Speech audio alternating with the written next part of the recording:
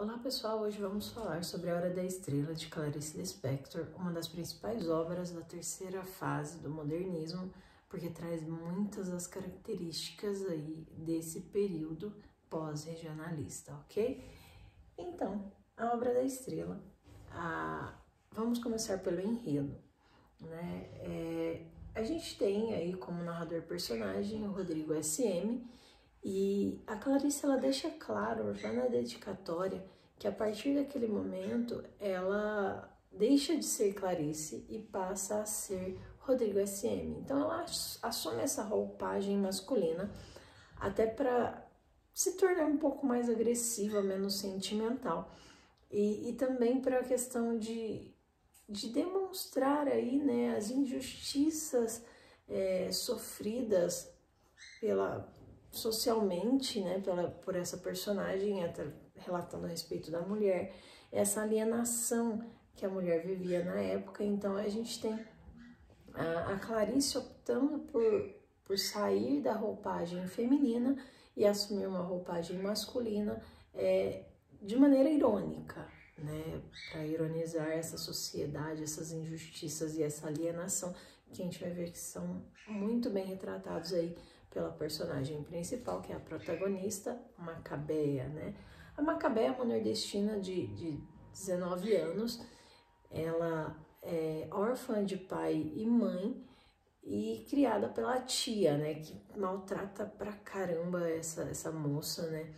E coitada, ela não é bonita, ela não tem um corpo legal, é aquele corpo rijo, né? Aquele corpo sem graça, ela não tem estudo, ela não é inteligente, então assim, ela é uma pessoa assim, que demonstra totalmente essa alienação, essa falta de informação da sociedade, da mulher e principalmente assim, a gente vê de uma classe de pessoas, né, porque existia muito isso, e é uma jovem que é até sonhadora, que tenta viver aí na cidade grande, né, na cidade do Rio de Janeiro, né, ela vem do Nordeste para o Rio de Janeiro tentar aí a vida, a sorte, mas ao mesmo tempo ela tem medo da vida, né, de viver, então é algo que é bem forte aí nesse momento.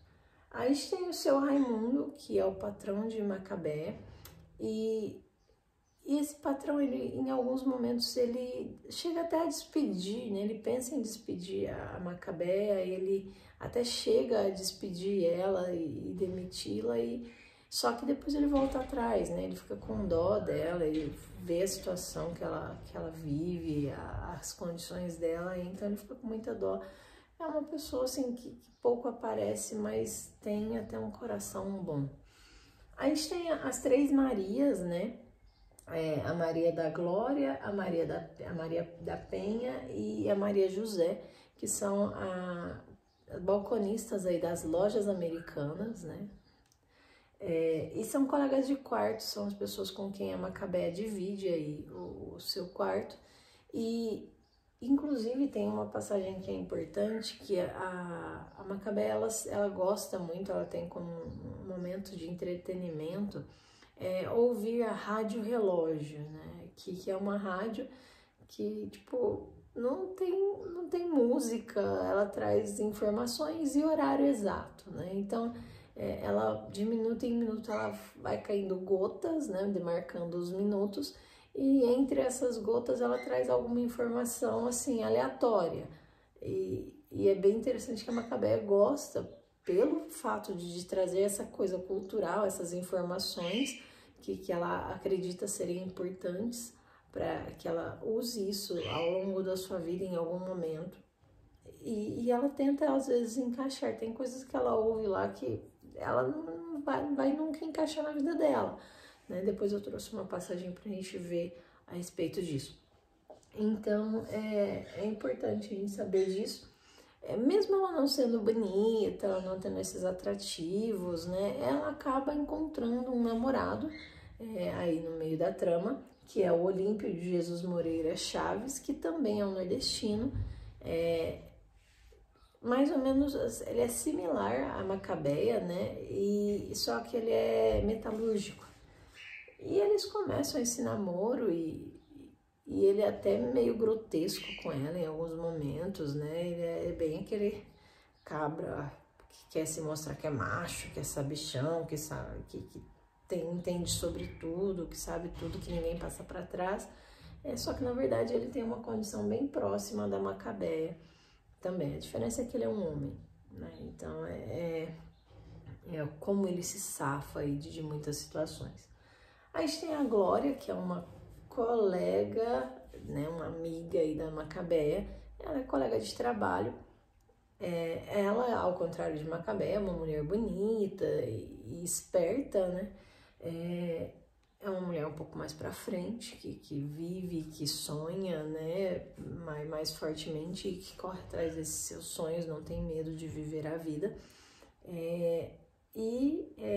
Ela rouba o namorado da Macabeia, né? Depois que elas sentam para almoçar um dia aí para conversar, a Macabeia fala sobre esse namorado e depois chega um momento que ela pede para Glória ajudá-la, né? Ajudar a Macabeia aí no caso, entregando um recado para ele e na verdade ela vai e usa essa desculpa para poder se aproximar aí do Olímpio e rouba o namorado da Macabeia, né? É uma super amiga. E a gente tem a Madame Carlota, né, que é a cartomante, que aparece mais no final da obra, que é uma fraude, né? Ela finge que sabe tudo e que lê as cartas, mas na verdade ela fala aleatoriamente o que ela sabe que as pessoas querem ouvir. Então, é ela que dá o presságio de que a Macabeia vai encontrar um príncipe encantado, que ela vai ser muito feliz e coisa e tal. E, na verdade, quando a Macabeia sai daí toda iludida, bonitinha e tudo mais, ela é atropelada por uma Mercedes-Benz amarela. E essa é a sua hora da estrela, né? Que é o momento de sua morte, onde todas as pessoas veem a Macabeia, é o momento de glória dela. É como se ela fosse uma atriz de cinema, que era coisa assim que ela sonhava muito, que as pessoas notassem ela, vissem ela. E essa é a hora da estrela. É o seu momento auge, quando ela é atropelada, a sua morte. Então, é bem forte, é bem... Enfim, né? É uma obra que realmente retrata essa parte da terceira geração do modernismo e foi publicada em 1977, que foi o ano de morte da Clarice. Então ela tem um peso muito forte, porque a Clarice ela empenha aí, né? É um romance intimista, né? Que vai trazer aí, pode ser considerado psicológico, porque ele vai trazer realmente essa análise psicológica profunda dos personagens. Ele vai entrar realmente no âmago desse personagem e vai falar sobre vários detalhes que a gente nem sonha sobre cada um desses personagens. Então é muito interessante isso, é bem legal. Na obra a gente consegue notar aí as emoções e sentimentos pessoais da Clarice sendo trazidos, né?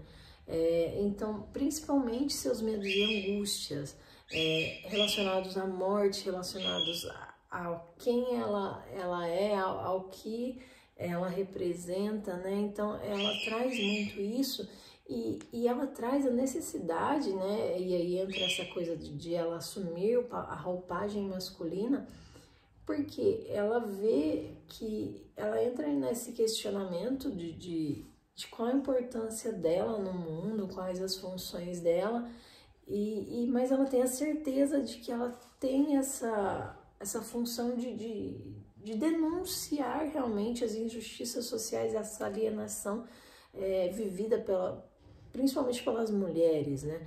Então, nessa obra a gente vê muito a Clarice ali em função de assumir aí a roupagem de Rodrigo SM. Então, o aprofundamento eu já falei, o narrador é um alter ego da autora, né? Quer dizer, esse narrador personagem, ele vai ser a Clarice ali, só que assumindo outro papel, outro nome. A gente tem 3 eixos narrativos, isso é importante para a gente saber um pouco sobre essa questão dos sentimentos dela. A gente tem a narrativa, né, sobre a vida de Macabeia, o seu enredo, a sua história. A gente tem a questão da vivência e dos conflitos internos do próprio Rodrigo SM, que é a Clarice. Então a gente tem essas emoções e sentimentos dela sendo trazidos aí nesse segundo eixo, que é a narrativa dessa vivência, dessas conturbações e dessas buscas aí, né, de entendimento do Rodrigo SM. E por último a gente tem a própria obra, né, a própria criação da obra. Então a gente tem esses três eixos. O primeiro, a história da Macabeia. O segundo, esses conflitos e essas vivências do Rodrigo SM. E o terceiro, a obra toda, que entra aí uma das características, que é a metalinguagem, que está aí abaixo, que é a obra falando da construção da própria obra, né? Então, a metalinguagem está presente principalmente nesse terceiro eixo. É uma narrativa complexa, né? Porque ela entra no âmago da coisa, ela começa, ela não é linear, né? Então, eu não vou falar o tempo todo só da história, não, eu tenho digressões. Tem momentos que eu estou falando uma coisa, de repente eu estou longe daquele eixo. Então, é como se eu estivesse conversando com vocês agora, mas eu estivesse lá longe, pensando, tendo um pensamento que tenha talvez a ver com isso, mas que é uma coisa íntima minha. Então, é uma narrativa complexa de entendimento em alguns momentos, por causa principalmente dessas digressões, né, que é estar longe do eixo central ali, né, daquela ideia proposital. É uma linguagem mais elaborada, a gente pensa em relação à estrutura, né, mais formal, bem mais estruturada, mais elaborada, porém, a gente tem pontuações inusitadas, assim, e às vezes até a falta da pontuação, que são coisas propositais, tá? Dos autores dessa época, muitos deles optavam por isso, né? Por pontuações que não tinham muito a ver com aquilo, ou que apareciam do nada ali, para causar algum sentimento, realizar alguma quebra, depende do local, ou então a falta dela justamente para deixar tudo meio embaralhado, né? Depende muito de onde esteja a falta ou esse ponto inusitado. E as metáforas aí, as comparações, né? Que são comuns aí em vários momentos da literatura e não deixam de ser nesse momento, ok? Eu trouxe alguns trechinhos para a gente entender um pouquinho essa parte da obra. Então, eu vou focar aqui um pouquinho nesse trechinho para vocês melhor visualizarem, ok? Então, deixa eu chegar aqui um pouquinho para frente. Bom, e agora? Agora só me resta acender um cigarro e ir para casa. Meu Deus, só agora me lembrei que a gente morre. Mas eu também? Não esquecer que por enquanto é tempo de morangos. Sim. Então, isso é uma reflexão da própria autora, da Clarice, que revela um pouco desses medos e angústias dela em relação principalmente à morte. É como se ela pressentisse que ela fosse morrer esse ano, né? Então, é bem forte. Isso é no final da obra, após a morte da Macabeia, que ela deixa esse finalzinho aí, esse desfecho para a obra. E aí na dedicatória ela deixa a seguinte fala: essa história acontece em estado de emergência e de calamidade pública. Trata-se de livro inacabado porque lhe falta a resposta. Resposta esta que alguém no mundo não dê. Voz? É uma história em Technicolor para ter algum luxo, por Deus, que eu também preciso. Amém para nós todos. Então, ela aí já tá... Vejam que ela questiona, esses pontos inusitados aparecem aí, né? A gente tem aqui, mas eu também, em cima, a gente tem essa questão da pontuação inusitada, a questão de busca de respostas. Por quê? A morte, ela é incerta para todo mundo, mas é a única certeza que a gente tem. A gente nunca sabe quando ou onde ela vai acontecer, mas é a única certeza que a gente tem. Então, ela deixa isso porque ela também precisa dessas respostas. Ela tem essa angústia, esse medo e essa vontade de querer saber. Mas ela fala, ó, da emergência pública, da calamidade pública. Então, é um termo de denúncia, de exposição do que está acontecendo e de tentar buscar respostas para isso, né? Então, como a gente pode melhorar essa situação do Brasil, como a gente pode melhorar essa situação da mulher, né, dessa alienação, dessas injustiças sociais, onde uns têm tanto, outros têm tão pouco, onde alguns detêm o conhecimento, outros são tão, até chegam a ser ridicularizados pela falta do mesmo, né? Então, é bem interessante como ela traz esses questionamentos pra gente, direta e indiretamente, né? Aqui um trechinho é o seguinte, esqueci de falar. Na obra, ela teve dúvidas de que título colocar aí na obra, né? E por fim ela chega ao nome Hora da Estrela. E na verdade ela tinha pensado em 13 nomes, né? E por último ela optou aí por a Hora da Estrela, que inclusive inicia ali, e aí ela coloca no final da obra ali. A culpa é minha, ou a Hora da Estrela, ou ela que se arranje, ou o direito ao grito, quanto ao futuro, ou lamento de um blue, ou ela não sabe gritar, o assovio ao vento escuro, eu não posso fazer nada, registro dos fatos antecedentes, história lacrimogênica de cordel, saída discreta pela porta dos fundos. Então ela deixa os títulos que ela teve possível para demonstrar realmente, eu tenho dúvidas.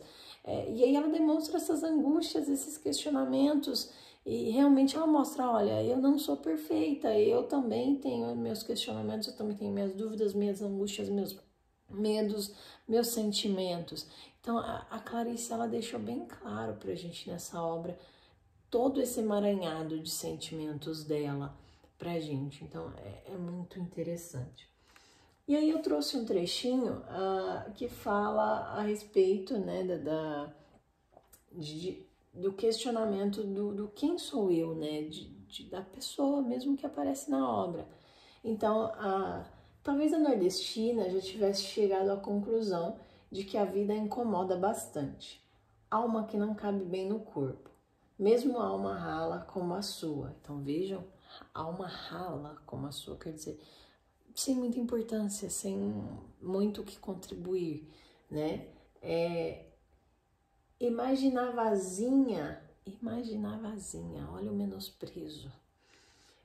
Toda supersticiosa, que se por acaso viesse alguma vez a sentir um gosto bem bom de viver, se desencantaria de súbito de princesa que era e se transformaria em bicho rasteiro.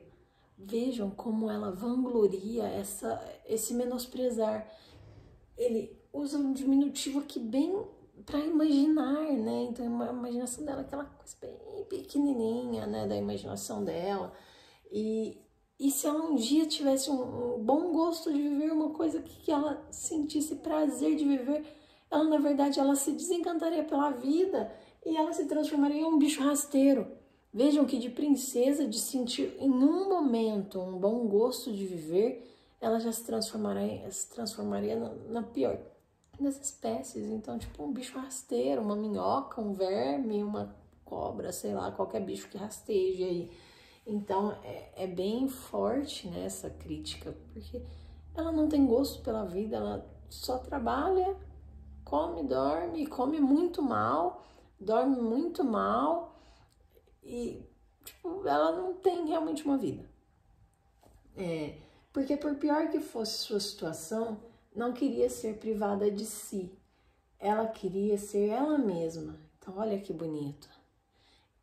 Por pior que essa situação fosse, por pior que ela estivesse, ela queria ter a sua própria essência e criar essa sua essência. Então, isso é bonito, essa é a essência, né? achava que cairia em grave castigo e até risco de morrer se tivesse gosto.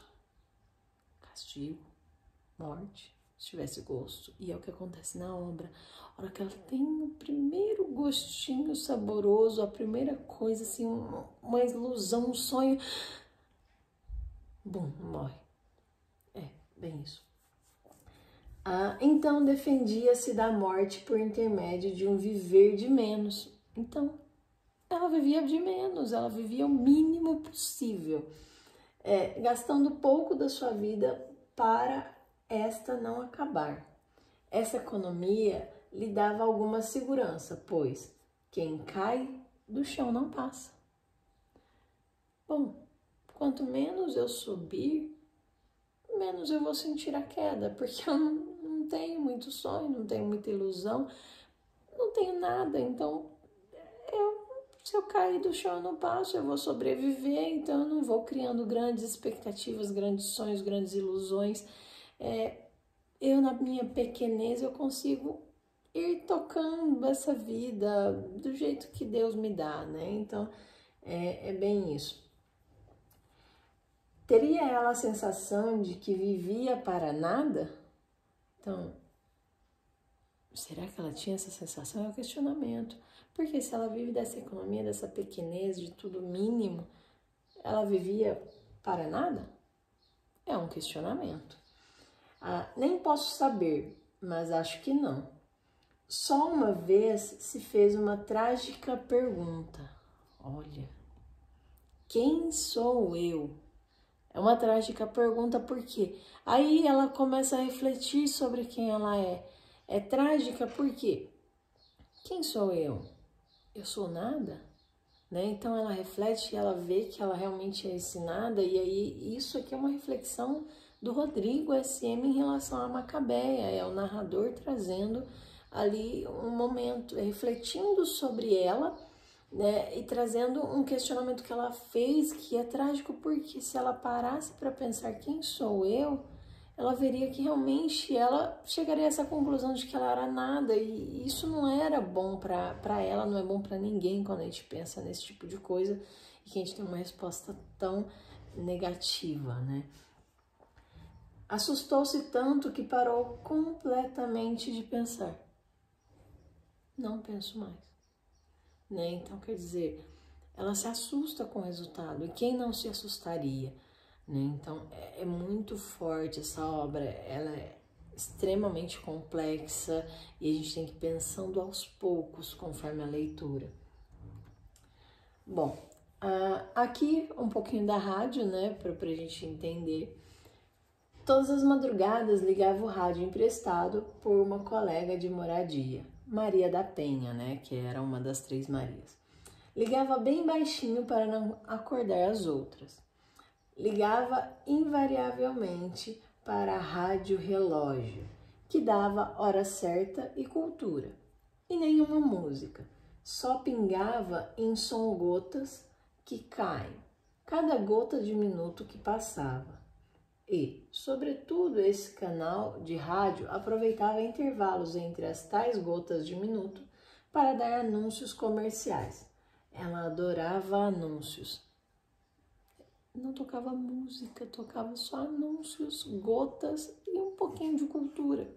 Era para ela suficiente. Era a rádio perfeita, pois também, entre os pingos do tempo, dava curtos ensinamentos dos quais talvez algum dia viesse a precisar saber. Foi assim que aprendeu que o imperador Carlos Magno era na terra dele chamado Carolus. Verdade que nunca achara modo de explicar essa informação, mas nunca se sabe. Quem espera sempre alcança. Ouvira também a informação de que o único animal que não cruza com o filho era o cavalo. Isso, moço, é indecência, disse ela para o rádio. Quer dizer, olha o tipo de ensinamento. Onde ela vai usar esse tipo de ensinamento? E ela adorava a rádio justamente pelos ensinamentos, porque ela amava os anúncios, pelo som dos pingos. Então era o único momento de entretenimento dela e de glória, de eu tenho um momento meu. Ela acordava mais cedo para isso.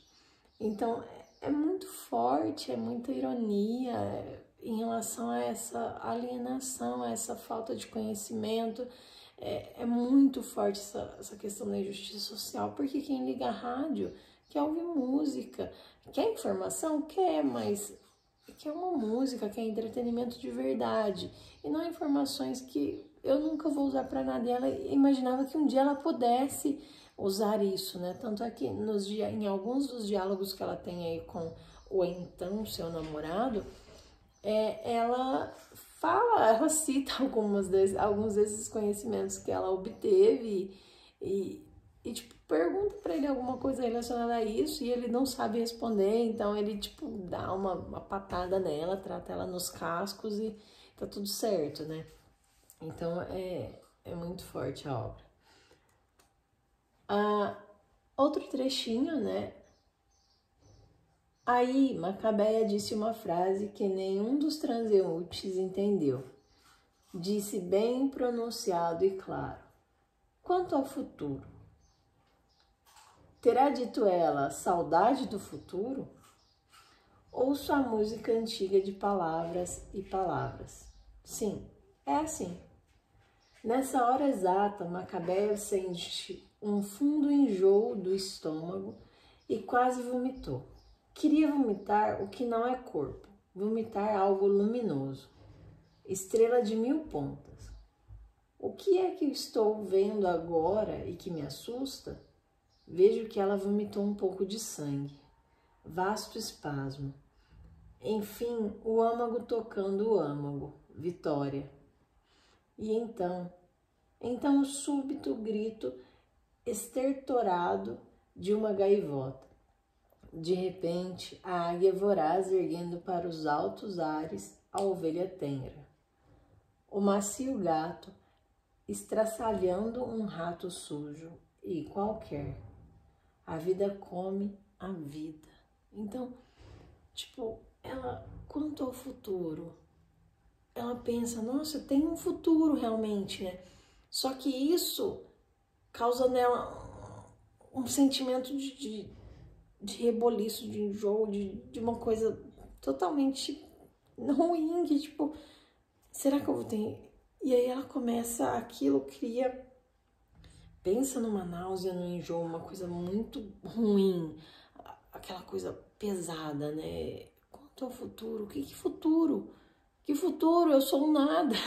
Que futuro eu tenho? Então, e aí a vida come a vida, ele traz aí, veja que isso é uma digressão, ele tá falando do futuro e ele já começa a ir para outro lugar, para outro ponto. Então, o gato comendo o rato, e aí a pontuação aqui, vejam que fica essa questão das pontuações inusitadas, essas pausas para você realmente refletir e parar, e a vida come a vida, ponto.